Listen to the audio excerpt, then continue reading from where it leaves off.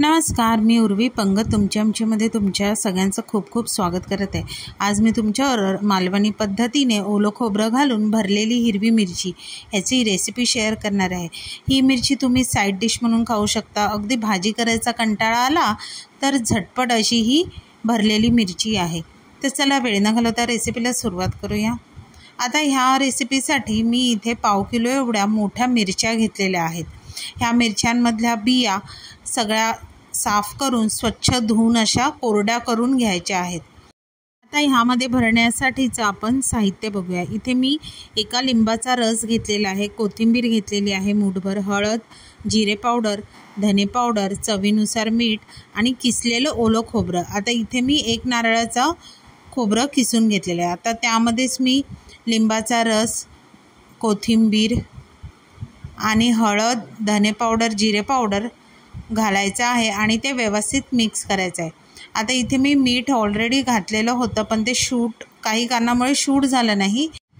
तर आता हे सगळं व्यवस्थित मिक्स करून आपल्याला हे मिश्रण आता मिरच्यांमध्ये भरून घ्यायचं आहे। आता हे मिश्रण जे आहे ते व्हिडिओत दाखवल्याप्रमाणे आपल्याला मिरच्याच्या टोकापासून अगदी शेवटपर्यंत दाबून दाबून व्यवस्थित असं गच्च भरून घ्यायचं आहे। आता हे बघा, अशा प्रकारे ह्या सगळ्या मिरच्या आता इथे भरून तयार झालेल्या आहेत। आता ह्या मिरच्या आपल्याला शॅलो फ्राय करायच्या आहे। अगदी थोड्या तेलावर आपण मिरच्या ह्या मीडियम गॅसवर दोन्ही बाजूने अगदी खरपूस अशा भाजून घेणार आहोत।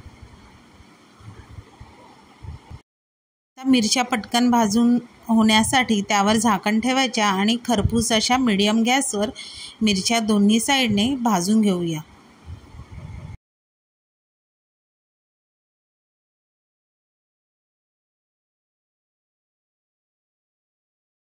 तर जशी एक बाजू आपली खरपूस भाजून झाली तशीच आपण दुसरी बाजू सुद्धा व्यवस्थित अशी खरपूस भाजून घेणार आहोत। जर इथे तुम्हाला तेल थोडंसं कमी वाटलं तर इथे तुम्ही 1 ते 1.5 चमचा तेल पुन्हा घालून मिरच्या भाजून घेऊ शकता। आता इथे बघू शकता दोन्ही बाजूने आपल्या मिरच्या अगदी छान अशा खरपूस भाजून झालेल्या आहेत आणि मिरच्या सुद्धा तयार झालेल्या आहेत। तर ह्या भरलेल्या ओल्या खोबऱ्याच्या मिरच्या तुम्ही गरम गरम डाळ, भात, खिचडी, पुलाव ह्याबरोबर खाऊ शकता। तुम्ही ही नक्की माझी रेसिपी घरी ट्राय करून बघा। रेसिपी आवडली तर रेसिपीला लाईक करा, शेअर करा, चॅनलला सबस्क्राईब करा आणि नवीन व्हिडिओच्या नोटिफिकेशनसाठी बेल आयकॉनला प्रेस करायला विसरू नका। तोपर्यंत मस्त राहा।